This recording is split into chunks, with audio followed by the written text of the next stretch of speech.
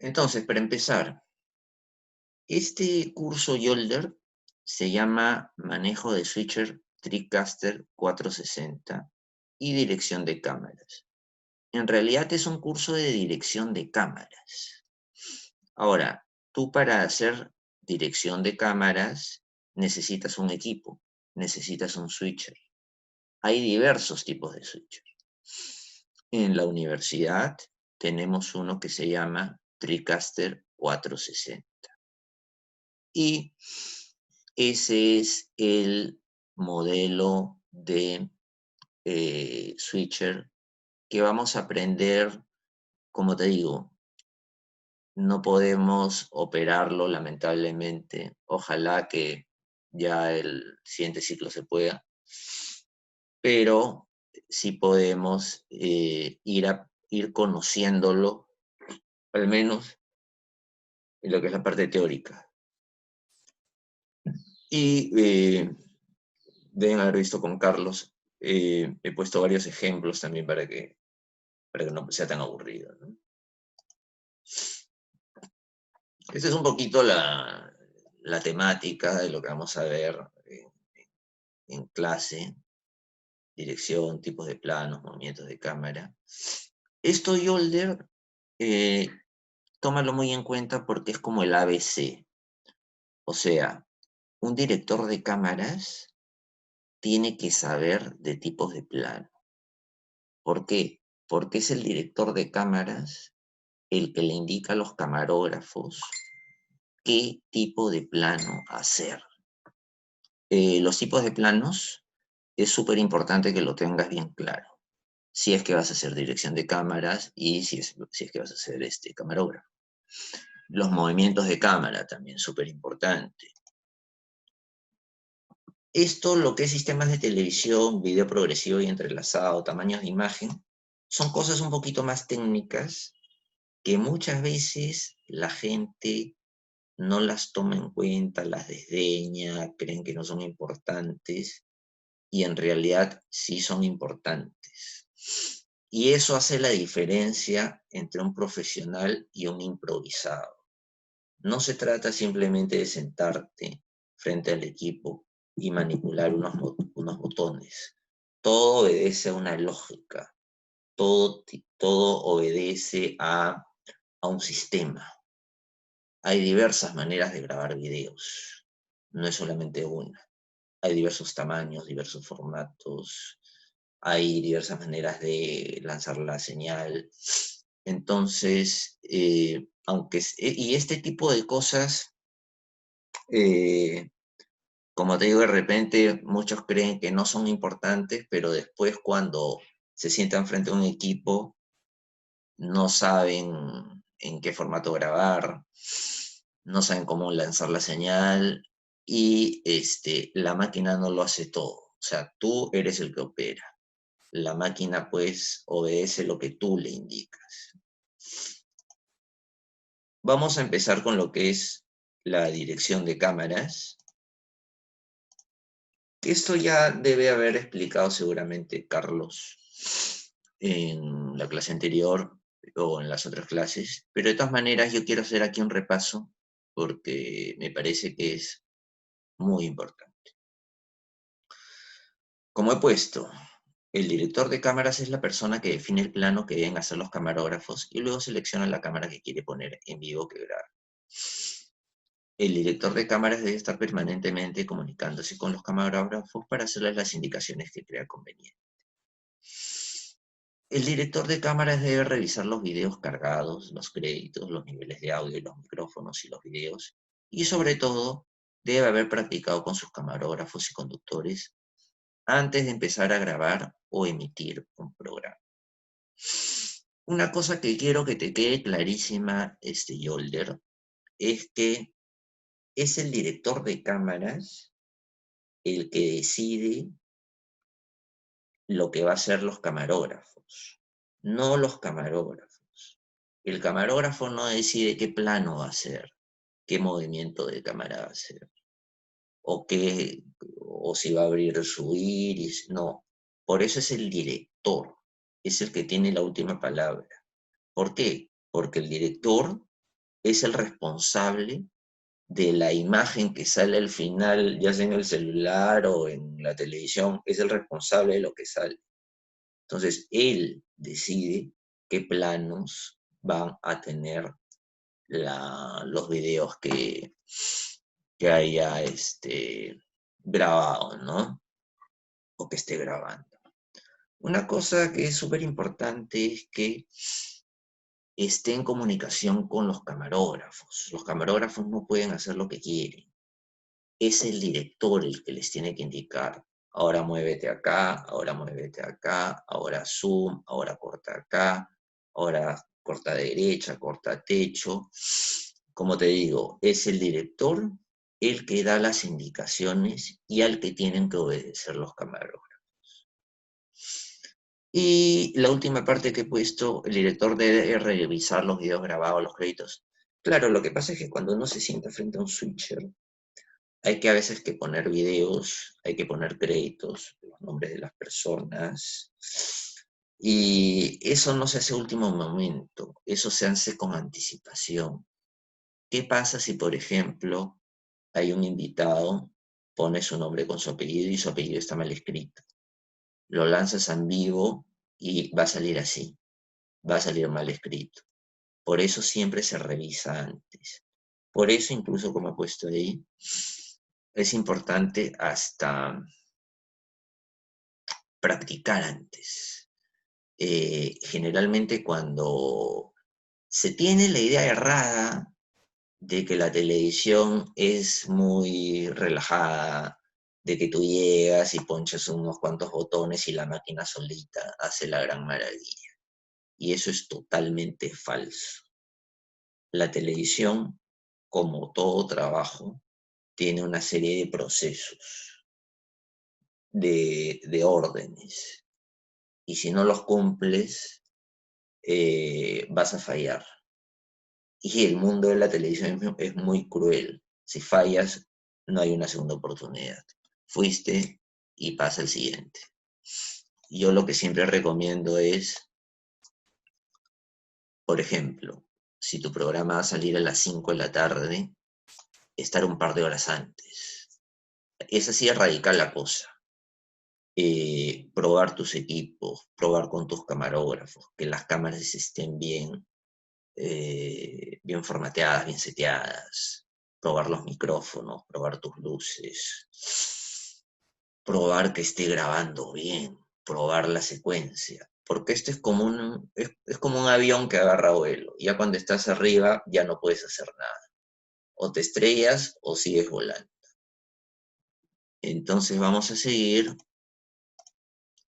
Profesor, y una Dime. consulta, o sea, yo también he visto en vivo, por ejemplo, Ujú. en noticieros o en conferencias, así cuando aparece así en vivo alguna exclusiva, eso obviamente no lo tienen guardado, ¿no? Porque es algo, un hecho así como, por ejemplo, una conferencia, alguna noticia, como un flash informativo, eso también se maneja ahí rápidamente, ¿no?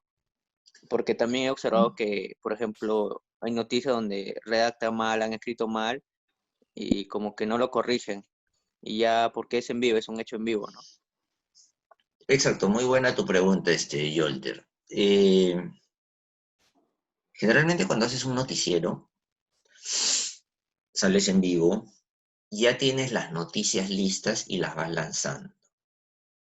Pero de pronto puede haber una noticia súper importante. Por ejemplo, nosotros hacemos un noticiero a las 9 de la mañana.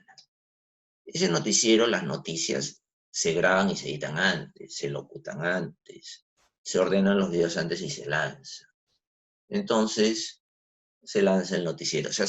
Lo que se dice es, se hace correr las notas, se lanza el noticiero. Pero, ¿qué sucede si de pronto, estando en vivo el noticiero, aparece una noticia súper, súper importante? Por ejemplo, muere Donald Trump, que le acaba de dar coronavirus. Imagínate, tú estás en pleno noticiero y la gente que trabaja en prensa siempre, siempre está viendo o Canal N o RPP, pero algún noticiero en vivo. ¿Por qué? Porque si aparece una noticia así de importante, tú tienes que darla, por más que no esté en tu pauta, porque obviamente es algo que se sale de control. Entonces, para eso hay una opción que tiene el TriCaster, que es hacer que entre una señal, bajas un video de internet o pones una señal de internet en vivo y esa noticia, por ejemplo, ¿no? que te estoy dando de Donald Trump, haces que esa señal entre de frente al TriCaster. Para eso, los locutores o los presentadores tienen que tener la habilidad suficiente para saber de pronto salirse del libreto y poder narrar un hecho que está sucediendo sobre el cual no hay un texto escrito, pero lo van a tener que contar. También es un reto para los camarógrafos y para el director, porque también se salen de la pauta.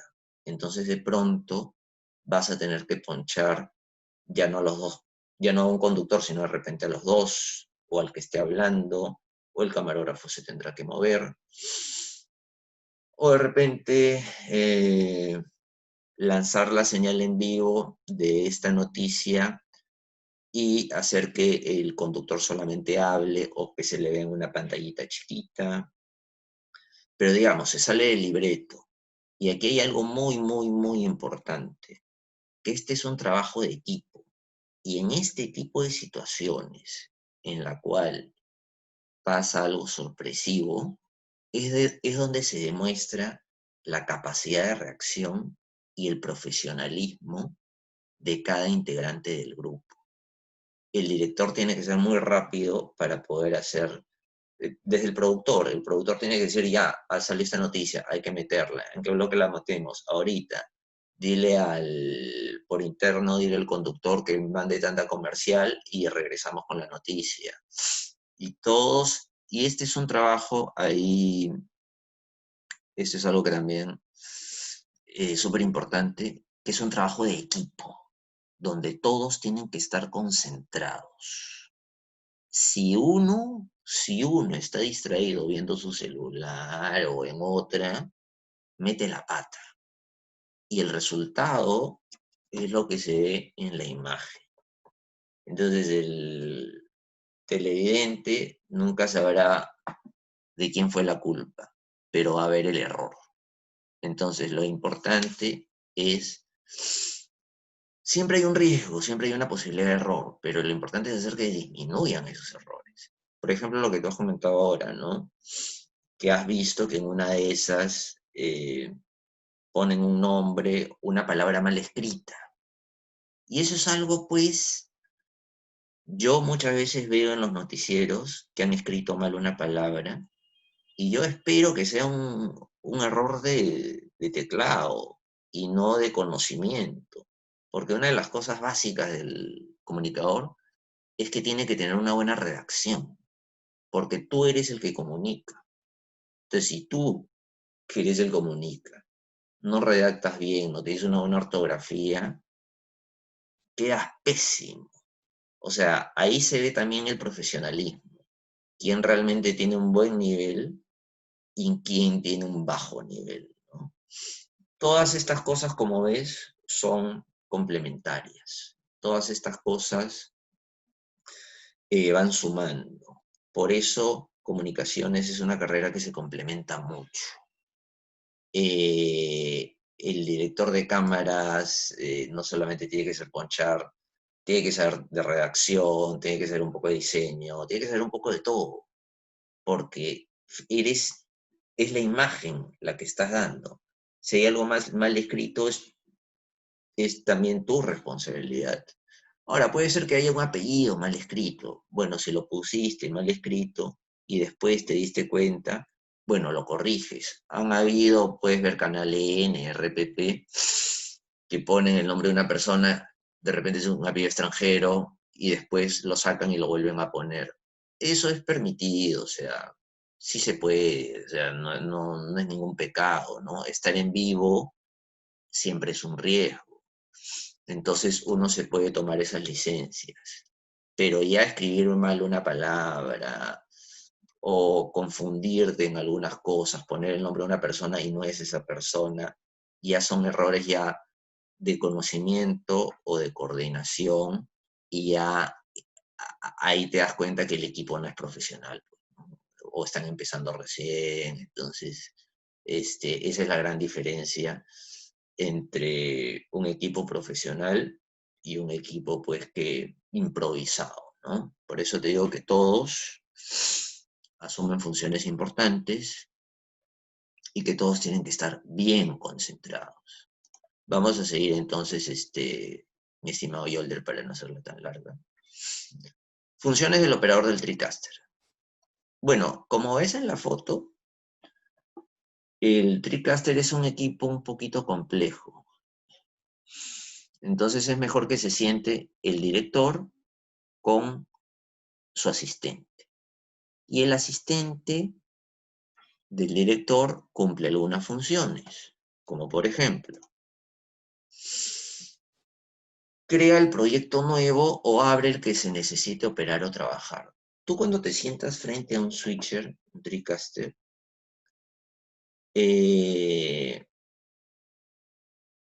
tú grabas en un proyecto. No es un proyecto único para todos los programas. Es como cuando, no sé si tú has editado alguna vez, Yolder. No, todavía no, pero sí, o A sea, sí he ver, estado ahí con mi grupo, o sea, juntos, ¿no? Y como que sí, sí, sí, o sea, sí, he observado a mis amigos como editan, he estado ahí, como que me han explicado un poco. tú cuando editas, creas un proyecto para editar. Y digamos que no terminaste tu edición, te quedaste a la mitad. Al día siguiente regresas y abres el mismo proyecto donde has editado. Supongamos un videoclip.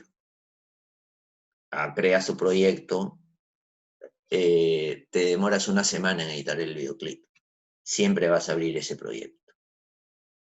Después quieres editar, por ejemplo, un, un cortometraje. Tienes que crear otro proyecto. Y para avanzar en ese cortometraje, tienes que avanzar en el proyecto del cortometraje. O sea, son proyectos distintos. No es que Claro. abras no es que abras el programa de edición y te metes a editar. No, tienes que editar donde te toca editar. Depende de qué estés editando. Exactamente igual es el equipo TriCaster. Si tú, por ejemplo, haces un noticiero X, ese noticiero tiene unos settings, unas características propias. Entonces tú le creas un proyecto a ese noticiero. Más tarde haces un programa de deportes. Ese programa de deportes tiene otras características. Entonces, cierras el proyecto del noticiero y abres el proyecto del programa de deportes. Son proyectos distintos. Un TriCaster te aguanta, bueno, muchos proyectos, ¿no? Pero lo importante, lo que quiero que te quede claro, es que tú para manejar este equipo, tú lo que tienes que hacer es crear un proyecto nuevo del programa que tú quieras hacer o abrir el proyecto del programa en el cual tú quieras trabajar. Por ejemplo, nosotros los martes solemos trabajar un programa que se llama Deportes en Acción. Entonces, cuando yo me siento frente al equipo TriCaster, los martes, generalmente a las 11 de la mañana, ¿qué proyecto tengo que abrir? El de Deportes en Acción. Los viernes hacemos el noticiero UCIL TV. Entonces, los viernes en la tarde, ¿qué proyecto me tengo que sentar y abrir para poder trabajar el noticiero? El del noticiero UCIL TV. Cada cosa tiene su propio proyecto. Ahora tú me dirás, ¿y por qué no puedes grabar en uno mismo todo?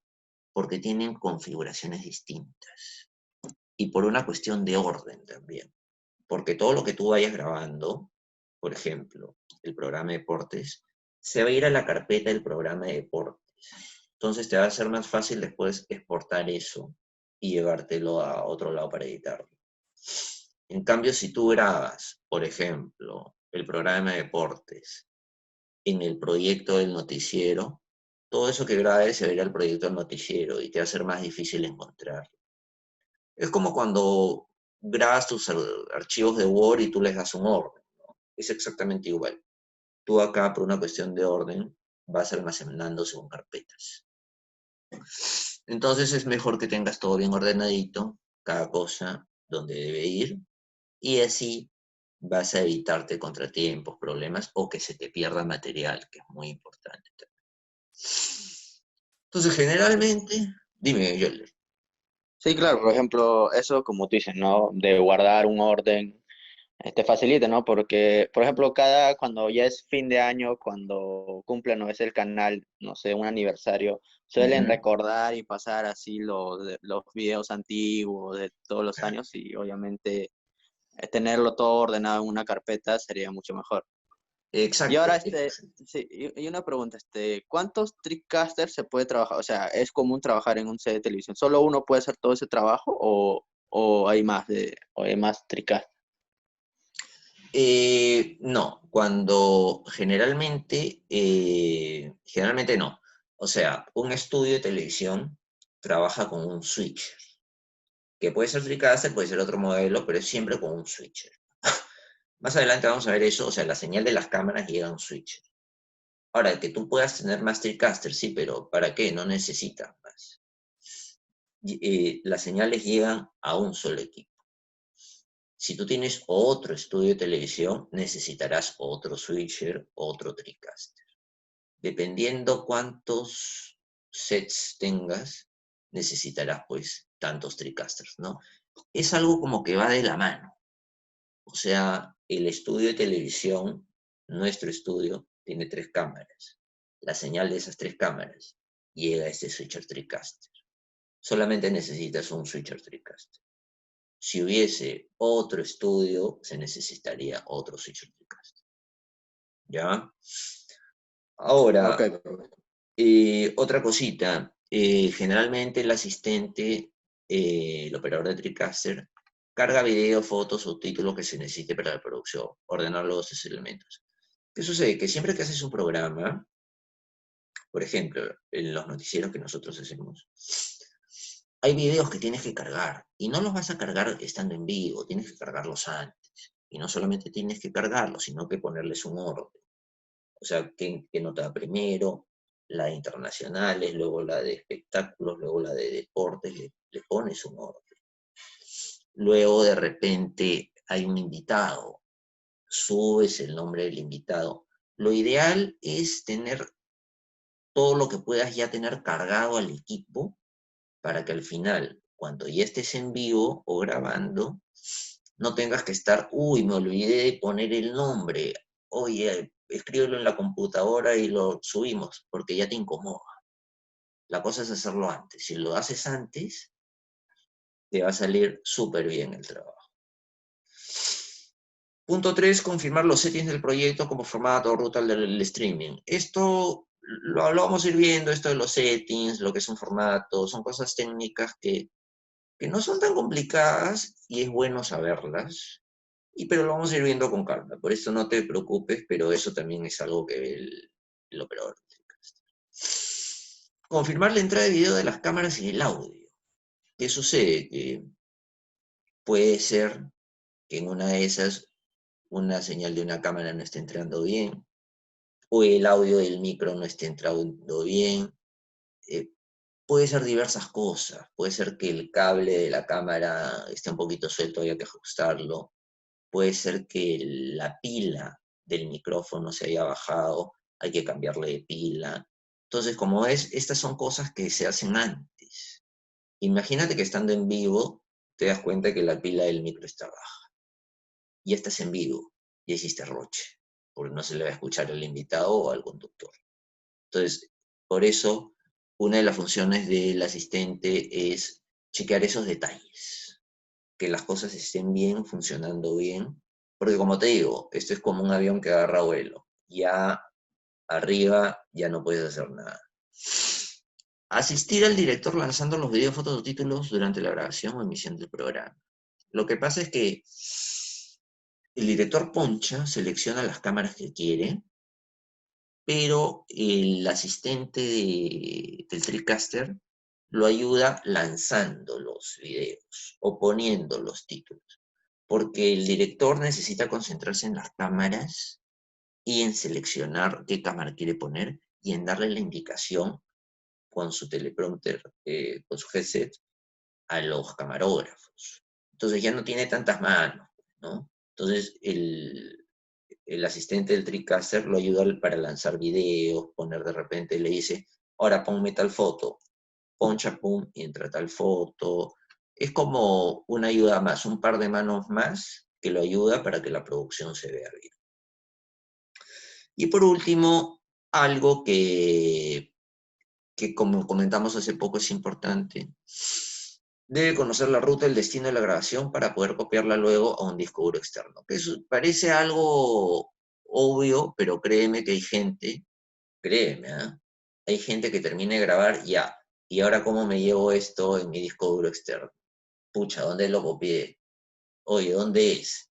Te pones a buscar en el TriCaster. El TriCaster es una máquina que tiene 3 teras y hacemos cualquier cantidad de programas. Si tú no sabes el destino, puedes pasarte 2 horas buscando tu programa para poder llevarte. Entonces yo por eso le digo siempre a todos, chequeen su ruta, a dónde lo...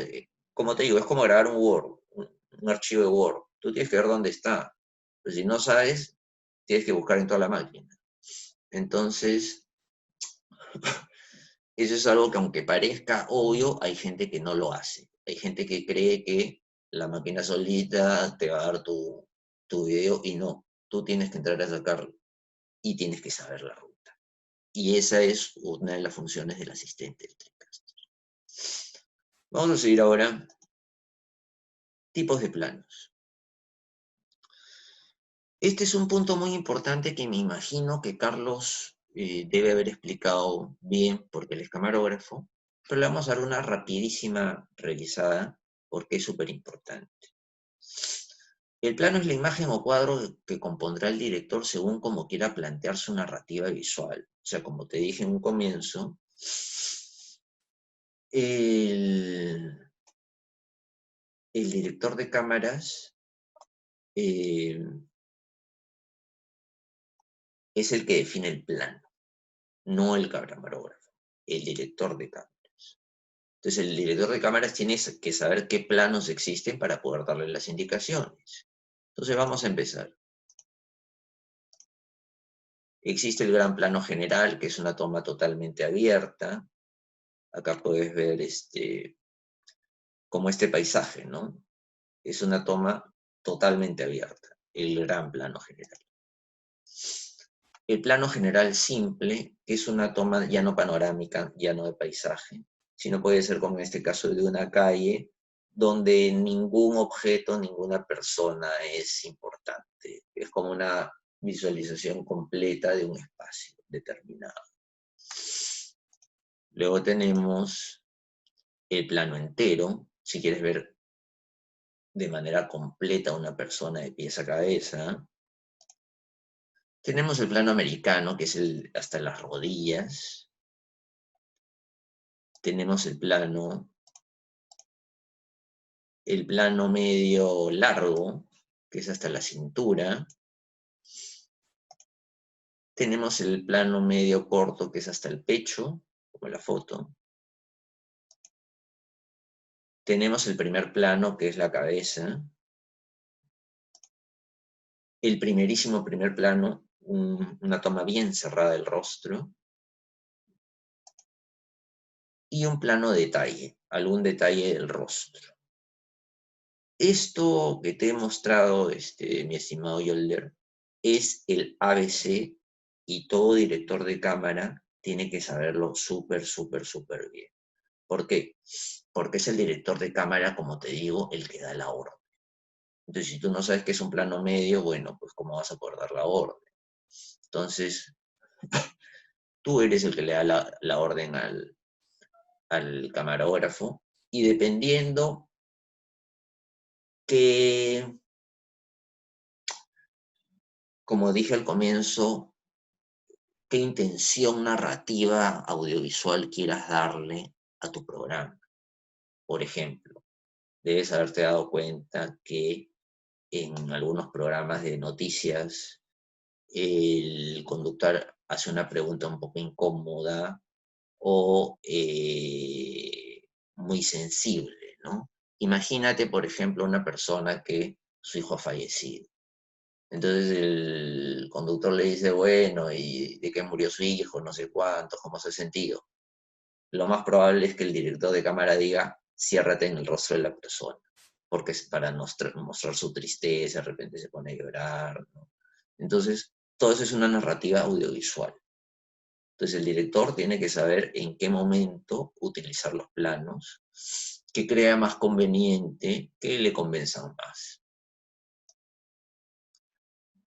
Luego, no solamente son los planos, las cámaras también tienen, bueno, vamos a terminar con esto. Estos son unos planos ya menos comunes, pero que existen. El plano picado, que es cuando la cámara está arriba, de arriba hacia abajo. El cenital, cuando está totalmente arriba. Contrapicado, cuando la cámara está de abajo hacia arriba. Y el nadir, que casi no se usa, que es cuando la cámara está totalmente abajo. Vamos a ver un ratito, seguramente con Carlos han visto este video, no sé, pero en todo caso vamos a verlo un ratito, mi estimado Yolder, para que puedas ver un repaso. Está resumido lo que yo he explicado hasta ahorita. Si no escuchares el audio o algo, me avisas. Hola, mi nombre es Javier Badosa del canal Oficium. Creo que es la primera vez que me presento, así que encantado de conoceros. Ya sea para criticar una película, para analizarla, para cuando tienes que grabar, para cuando tienes que editar, para cualquier cosa relacionada con el mundo audiovisual, con la televisión, con el guión, hay que conocer el lenguaje y saber manejarlo. Como en cualquier oficio, en el cine hay mucha jerga, hay muchos términos, conceptos que si no entiendes, pues no comprendes de lo que se está hablando, te quedas en plan. Entonces hoy os traigo una primera lista de conceptos cinematográficos que, aunque es verdad que podríamos desarrollar muchísimo más cada uno, está bien para tener una visión general, y esto solo es una parte de ellos. Así que empezamos. El encuadre es la selección de espacio que estamos grabando. Es la limitación que ponen los propios bordes de la película. Entonces, todo lo que vemos que ya está terminado, eso es un encuadre. Las escalas de planos se clasifican al poner en relación todo el encuadre con la figura del personaje. Dependiendo del tamaño del personaje con respecto al encuadre, será un plano u otro. La verdad es que no hay una clasificación oficial, porque dependiendo de las fuentes se dice de una u otra forma, pero a grandes rasgos sería así. Gran plano general, se muestra todo un paisaje, todo un lugar, todo un plano de situación, pero no se da importancia a las personas porque ni siquiera se las reconoce. Plano general, se puede distinguir a las personas, pero aún así no se le puede dar protagonismo a ninguna. ¡Uy! Plano entero, cuando se ve toda la figura del personaje y ya empieza a ser reconocible. Plano americano, se empieza a seleccionar parte de la figura del personaje. Este plano proviene del western, que es cuando querían mostrar los duelos y las pistolas que tenían en las piernas. Por eso el corte es por debajo de las rodillas, para que se pueda mostrar todo eso. Plano medio largo, se hace un corte por la cintura. Plano medio corto, donde se hace la selección a la altura del pecho. Pecho lobo. Primer plano. Tío, no sé qué decir. Bostezo. Primer plano, se hace el encuadre a partir de los hombros y se pone toda la atención en la cara. Primerísimo primer plano, el jeto. Solo la cara, el jeto. Plano detalle, se muestra algo muy específico del personaje, un ojo, una boca, una oreja o algún objeto. Otra clasificación de planos es según la posición vertical de la cámara con respecto a la mirada de los personajes. Cuando la cámara está por encima de la mirada se le llama picado, y la forma extrema de este plano se le llama cenital. Cuando es por debajo de la mirada de los personajes se le llama contrapicado, y la forma más extrema de este tipo se le llama nadir. Ostras, por favor, córtate las manos. Mira, mira, mira. Muerto. ¿Qué otra? Oye, si vas a ir al baño a llorar, tráeme agua, anda. Ay, que se está enfadando. Ay, pobrecillo. ¿Qué vas a hacer, flipado?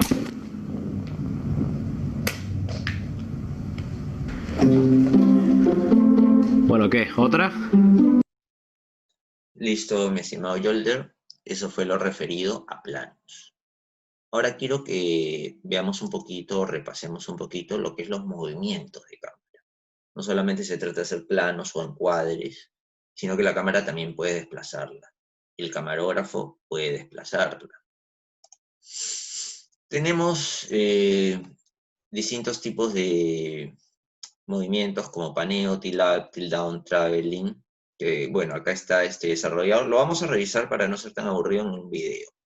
Y tenemos estos de aquí, dolly in, dolly back, zoom in, zoom out, focus in, focus out. Todo esto está bien explicadito, además que yo te voy a mandar el PPT, bien explicadito en este video para que puedas entender mejor en qué consiste los movimientos básicos de la cámara. Como dijo el maestro Martin Scorsese, el cine trata de lo que está dentro del cuadro y fuera de él.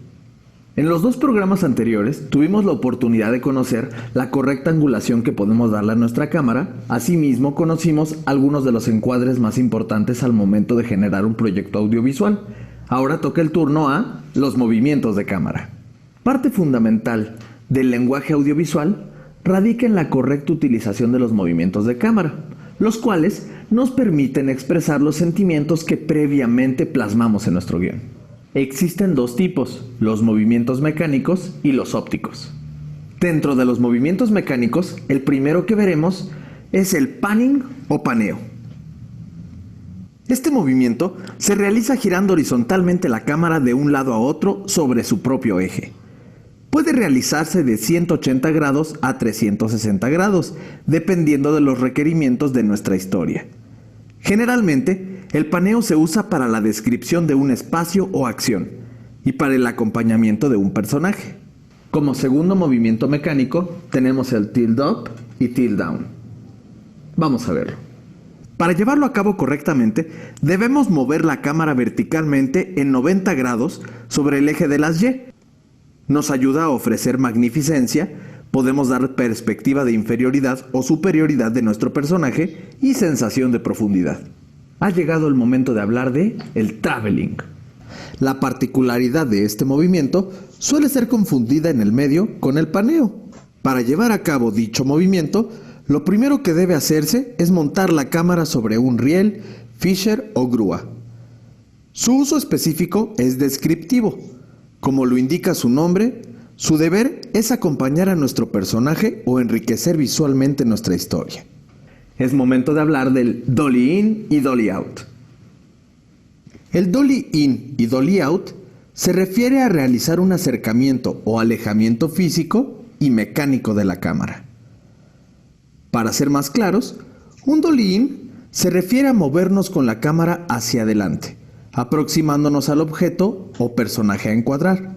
El dolly out o dolly back se realiza partiendo de un punto en específico y alejando físicamente la cámara hacia atrás.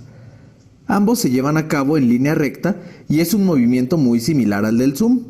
Este movimiento se utiliza en tomas subjetivas para proporcionar seguimiento a la acción y para acercamientos donde no queremos comprometer la visión de campo.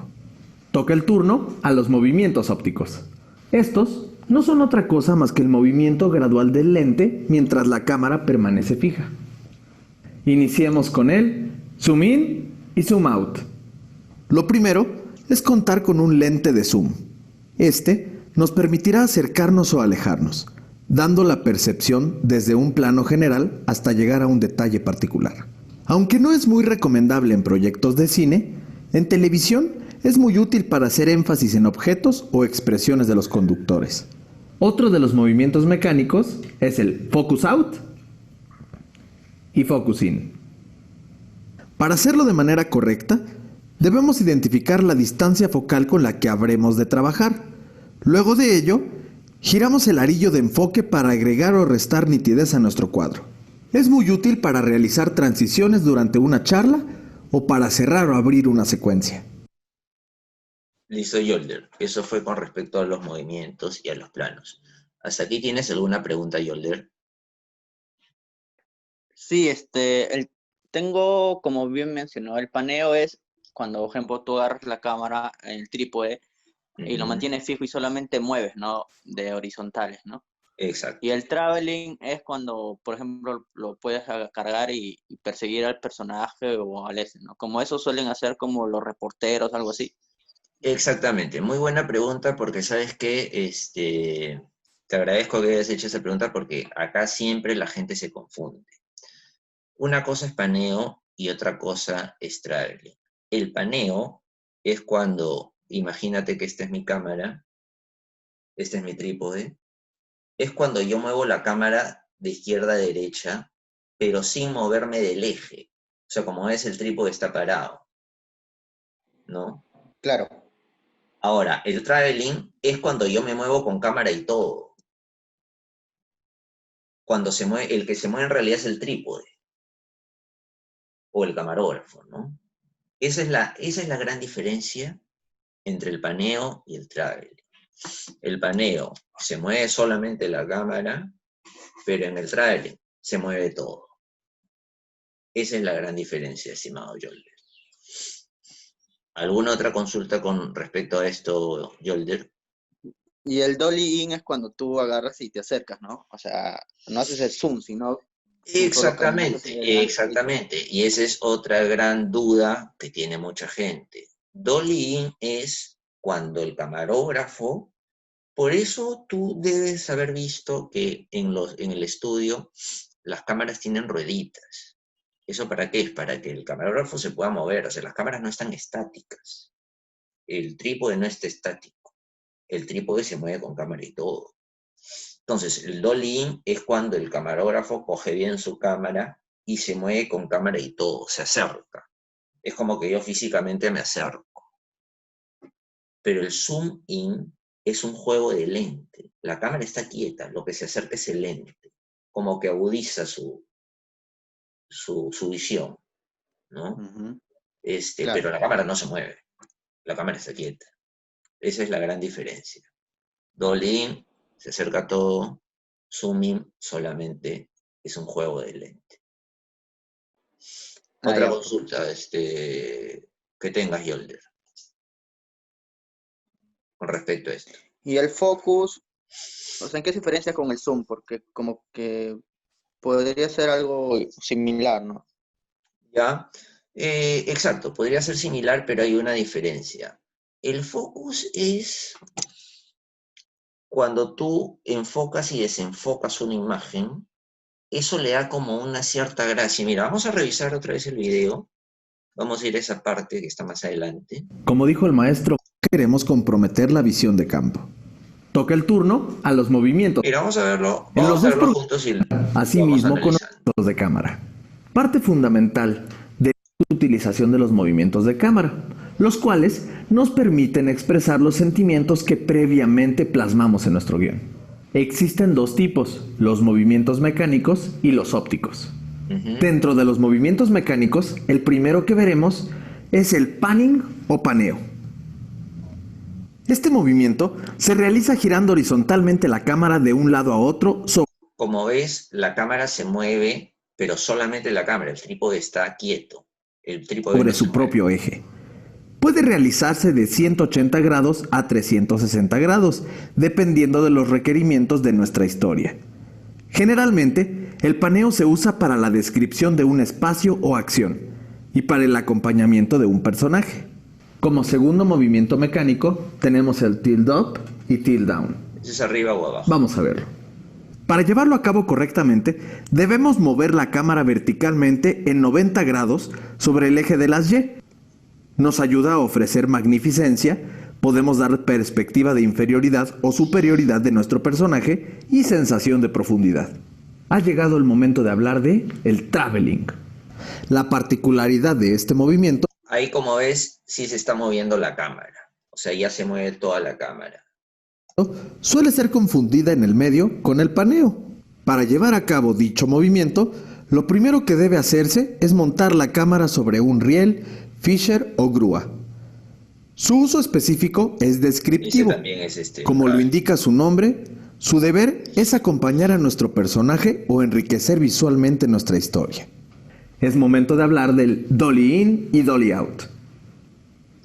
El dolly in y dolly out se refiere a realizar un acercamiento o alejamiento físico y mecánico de la cámara. Para ser más claros, un dolly in se refiere a movernos con la cámara hacia adelante, aproximándonos al objeto o personaje a encuadrar. El dolly out o dolly back se realiza partiendo de un punto en específico y alejando físicamente la cámara hacia atrás. Ambos se llevan a cabo en línea recta y es un movimiento muy similar al del zoom. Este movimiento se utiliza en tomas subjetivas para proporcionar seguimiento a la acción y para acercamientos donde no queremos comprometer la visión de campo. Toca el turno a los movimientos ópticos. Estos no son otra cosa más que el movimiento gradual del lente mientras la cámara permanece fija. Iniciemos con el zoom in y zoom out. Como ves, lo que él dice, ¿no? Son movimientos ópticos. La cámara está fija. Lo primero es contar con un lente de zoom. Este nos permitirá acercarnos o alejarnos, dando la percepción desde un plano general hasta llegar a un detalle particular. Aunque no es muy recomendable en proyectos de cine, en televisión es muy útil para hacer énfasis en objetos o expresiones de los conductores. Otro de los movimientos mecánicos es el focus out y focus in. Es lo que tú me preguntabas. Vamos a ver ahora. Para hacerlo de manera correcta, debemos identificar la distancia focal con la que habremos de trabajar. Luego de ello, giramos el arillo de enfoque para agregar o restar nitidez a nuestro cuadro. Es muy útil para realizar transiciones durante una charla o para cerrar o abrir una secuencia. Claro, el focus in, focus out es un efecto que un poquito que adorna tu producción, ¿no? Por ejemplo, no sé si has visto, hay noticieros, por ejemplo, que empieza desenfocado y de pronto se enfoca la imagen. O de repente, como ha habido ahí un ejemplo, tú ves una planta muy bonita, una flor enfocada, de pronto la desenfocas y el fondo se enfoca, que puede ser el jardín, por ejemplo, ¿no? Es un efecto poco usado porque no es fácil, tienes que saber medir muy bien el lente, tienes que ser muy bueno midiendo, pero le da un efecto visualmente bastante atractivo. No se utiliza tanto en televisión, más se utiliza en el cine, porque el cine tiene más profundidad de campo, pero es válido usarlo también en video, ¿no? Hay gente que lo usa y queda muy bacán. Necesitas un buen lente, eso sí, ¿no? Si no, no te sale. Pero sí te da un efecto muy bonito. Vamos a ir ahora a Yolder. No sé, de repente explico también esto, Carlos, pero rápidamente vamos a ver lo que son los sistemas de televisión. No todos los países utilizan el mismo sistema de televisión. Nosotros acá en el Perú utilizamos uno que se llama NTSC. En Europa se usa el PAL. Hay algunos países acá, Brasil utiliza el PAL. Hay otro sistema que se llama SECAM. Son diferencias técnicas. Tiene que ver mucho con la parte ya técnica de ingeniería, ¿no? No es que un formato sea mejor que otro, son diversos sistemas, perdón, no es que un sistema sea mejor que otro, sino son diversos sistemas. Brevemente, NTSC, National Television System Committee, transmite la señal a 2997 cuadros de entrelazado por segundo. Este sistema de televisión utiliza memoria central. Ese es el que utilizamos acá en el Perú, el NTSC. ¿Qué significa que la señal la transmita a 2997 cuadros de video entrelazado por segundo? Que en realidad viene, 2997 es la cantidad exacta, se redondea a 30 cuadros, que cada segundo aparecen 30 cuadros, de manera sucesiva. Y por un defecto que tiene el ojo que se llama la persistencia retiniana, es que nosotros no notamos los 30 cuadros que pasan rapidito, sino que vemos un movimiento continuo. Porque el ojo se demora en ver los cuadros. Entonces lo vemos como un movimiento continuo. estos son los principales sistemas de televisión que hay en el mundo. Aparte del NTSC, está el NTSC-J, que es el que utilizan en Japón, el PAL, el SECAM. Y hay un videíto respecto a esto, que lo vamos a ver rápidamente porque acá también está bien explicadito. Voy a ponerlo para que lo veas. Blog de Cine Hormiga, toma 1. Bienvenidos al blog de Cine Hormiga, yo soy Ricky Cayuela y en el episodio de hoy vamos a estar hablando sobre cuáles son las señales estándares de televisión más utilizadas en la industria del entretenimiento. La primera, vamos a empezar con esta, es la famosa NTSC, el NTSC. El NTSC, por sus siglas de National Television Standard Committee, se utiliza principalmente en países como los Estados Unidos, América Central, Japón, Corea del Sur, Países Bajos y partes de Sudamérica. Si usted estuviera utilizando este sistema, usualmente las cámaras de video o las cámaras de cine te da la alternativa o el modo de cambiar el formato, ¿verdad? O la señal. En este caso, cuando se está trabajando para video y para televisión, el frame rate, ¿verdad? O la razón de cómo corre cada encuadre se denomina como 30 frames por segundo.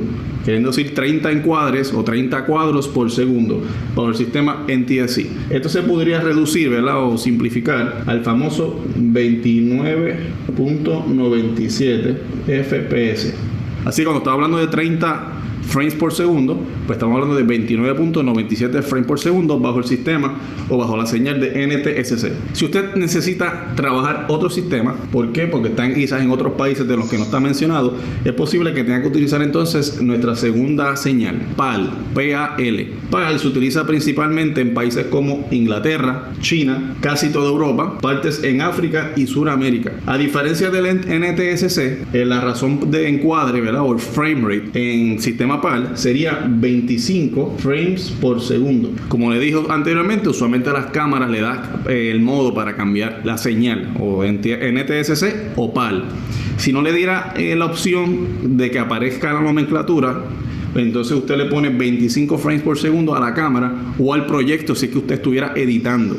Luego, el tercer señal, ¿verdad? Que estamos mencionando o hablando en el día de hoy, se llama SECAM. SECAM es bien parecido al PAL, pero lamentablemente no son compatibles. Obviamente ninguno de los tres son compatibles. Pero el SECAM básicamente se utiliza mayormente en Francia, Polonia, Rusia, Asia y partes de África. El SECAM también trabaja bajo el frame rate de 25 frames por segundo o 25 fotogramas por segundo o 25 cuadros por segundo, ¿verdad? Estamos hablando de lo mismo. Ninguna de estas tres señales son compatibles. O sea, si yo estoy trabajando o grabando un video musical o una película o un proyecto de televisión bajo el sistema NTSC, yo no puedo editar este proyecto, por decir algo, en un sistema que está formateado bajo el sistema PAL. O si estoy trabajando bajo el sistema PAL, que filme el video, no puedo editarlo en un sistema de edición que está formateado o, ¿verdad? O está organizado para NTSC. Por lo tanto, no son compatibles. Si yo quisiera transferir, ¿verdad? Por decir algo, yo estoy en Estados Unidos de América y trabajo bajo el NTSC, pero me interesa mover el proyecto a Europa, por ejemplo, pues entonces tengo que convertir todo el pietaje, toda la data, entonces al sistema PAL para yo poder entonces editarlo y de esa forma no tener problema. Listo, Yolder. ¿Por qué he querido mostrarte este video y que conozcas un poquito esto?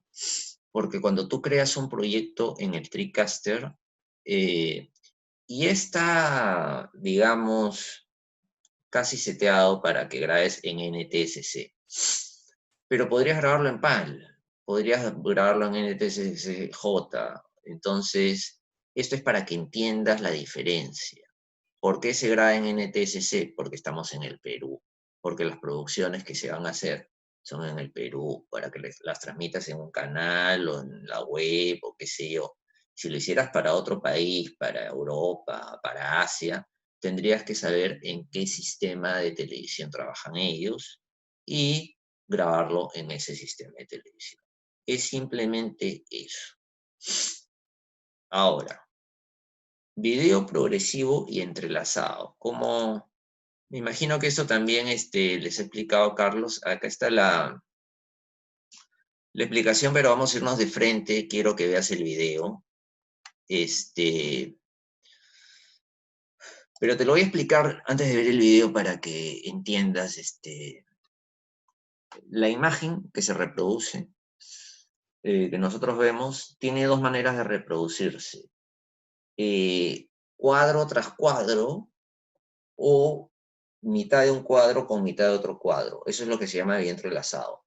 Todo esto se hace en milésimas de segundo, entonces el ojo humano no se da cuenta. Pero son como dos campos que se van juntando y van formando las imágenes, y el otro son como cuadros que van pasando y se van formando las imágenes. Esto que te estoy explicando está un poquito más explicadito acá. Vamos a ver.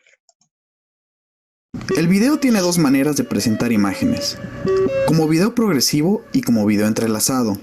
Cuando se habla de video progresivo, se trata de presentar las imágenes de manera independiente una tras otra y de manera íntegra.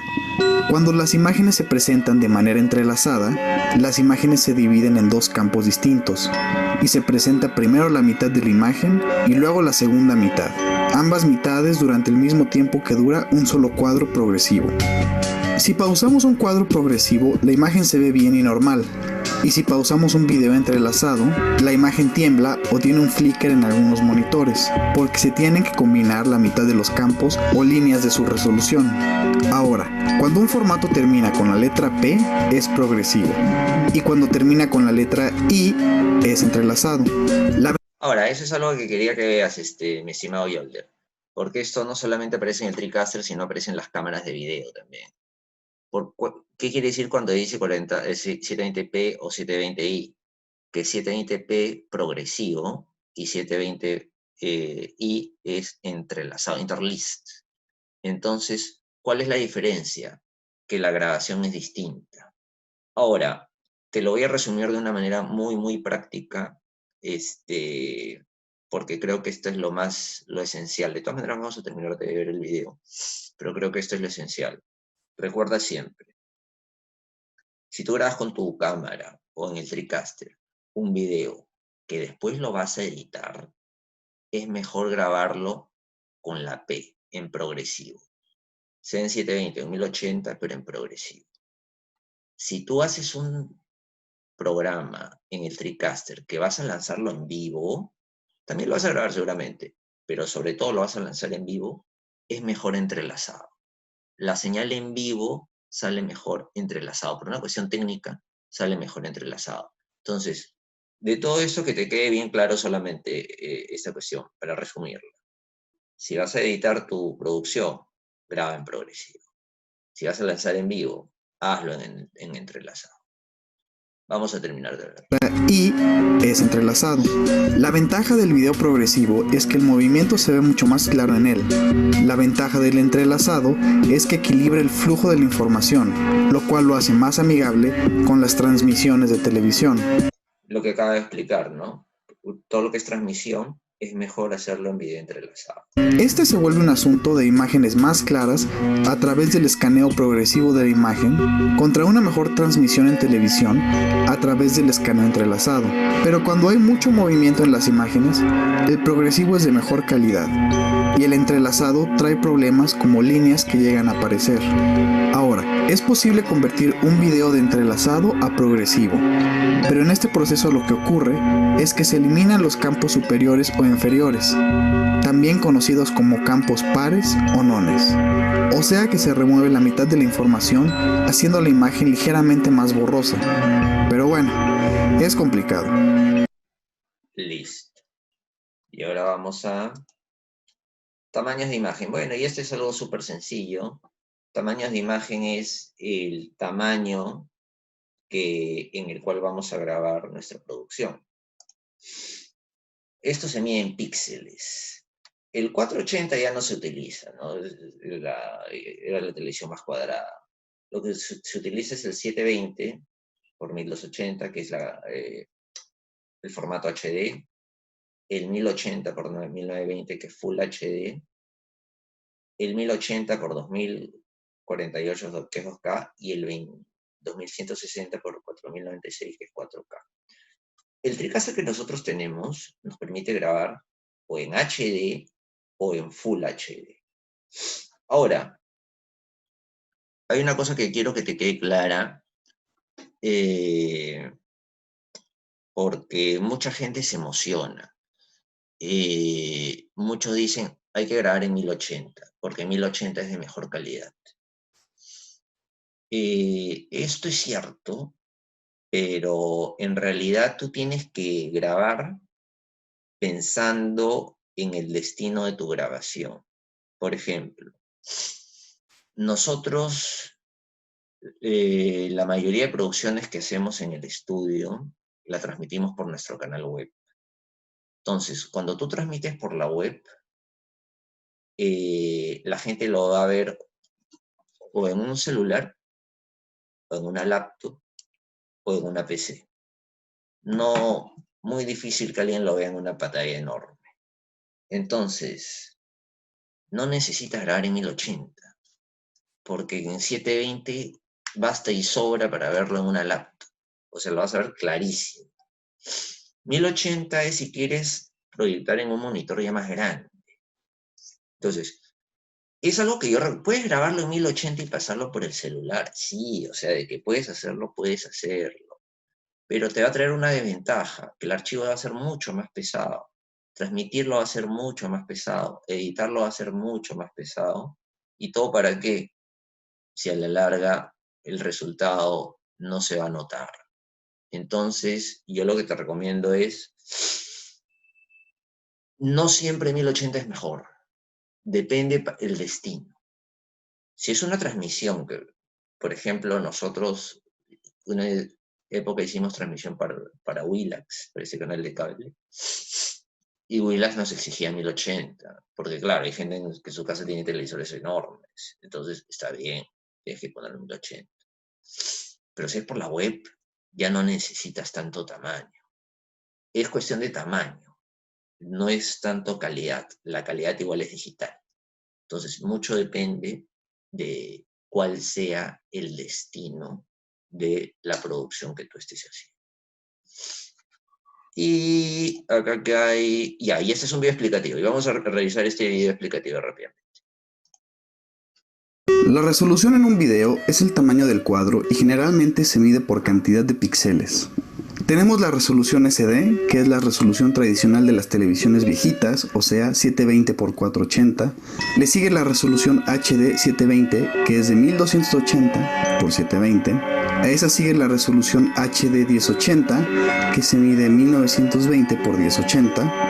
Y que también se conoce como Full HD. A esa resolución sigue la 2K, que merodea 2048 x 1080 píxeles, y luego sigue el 4K, que merodea 4096 x 2160 píxeles.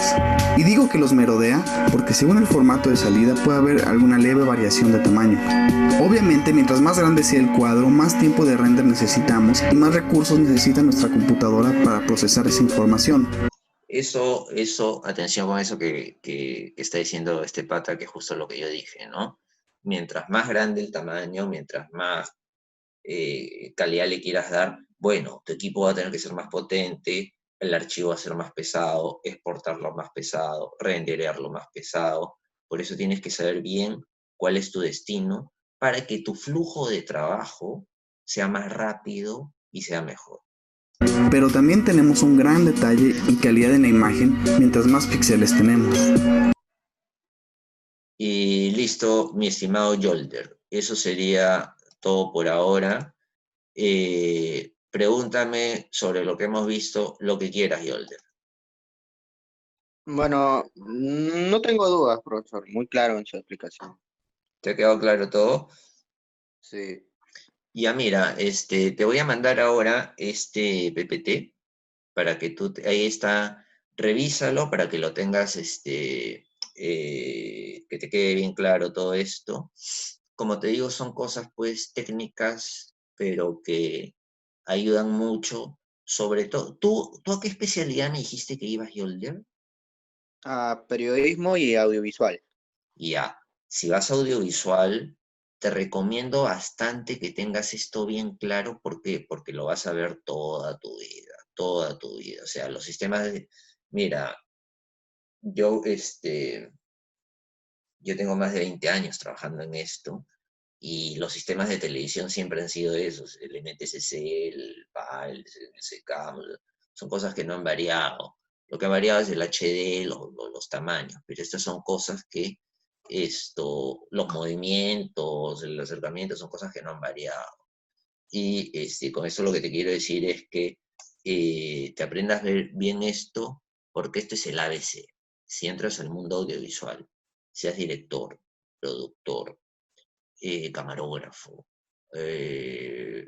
o seas periodista, de repente eres un periodista que no va a sentarse a editar, pero si quieres dirigirle a un editor, por ejemplo, o dirigir a tu camarógrafo. Entonces es importante que manejes los lenguajes, qué es un plano medio, cuál es la diferencia entre grabar en 720p y 720i, en 1080, para qué. Ahí es donde se nota el profesional, al que sabe o al que está medio perdido y cree que la cámara va a hacer todo, ¿no? Entonces, yo como te digo, te voy a enviar Ahora, esto obviamente es mejor todavía verlo en vivo, ¿no? O sea, con los equipos. Lamentablemente por la situación no lo podemos hacer, pero puedes irlo revisando. Yo lo que te recomiendo es que eso que te voy a enviar lo archives, lo guardes en tu computadora y ya el día que regresemos, podamos ya verlo en vivo, o sea, ya ver realmente cómo son las cosas, y en la parte práctica, ¿no? Entonces, bueno, mi estimado Yolder, eso sería todo por ahora. Voy a dejar de compartir pantalla. Ajá. Entonces, bueno, ha sido el único ahora. Trata de estar el próximo sábado también. Es importante seguir porque sabes que para que puedas tener más conocimiento. Y esto, te juro que lo estoy haciendo de la manera más didáctica, más fácil posible, así que se pueda comprender de la manera más simple, para que no sea engorroso, no sea tan pesado y no se te dificulte tanto. Entonces, Yolder, quedamos así. Yo te mando ahora este PPT que he hecho. Conforme vayamos avanzando, vamos a desarrollar los PPTs, pero te los voy a enviar. La idea es que los tengas todos. Esto yo lo hago para ustedes. Entonces, seguro que no hay ninguna última pregunta, Yolder. No, profesor, más bien gracias por el PPT. Listo, Yolder. Entonces, ha sido un gusto poder estar contigo ahora en la clase, y ya nos estamos viendo el próximo sábado de todas maneras, ¿ok?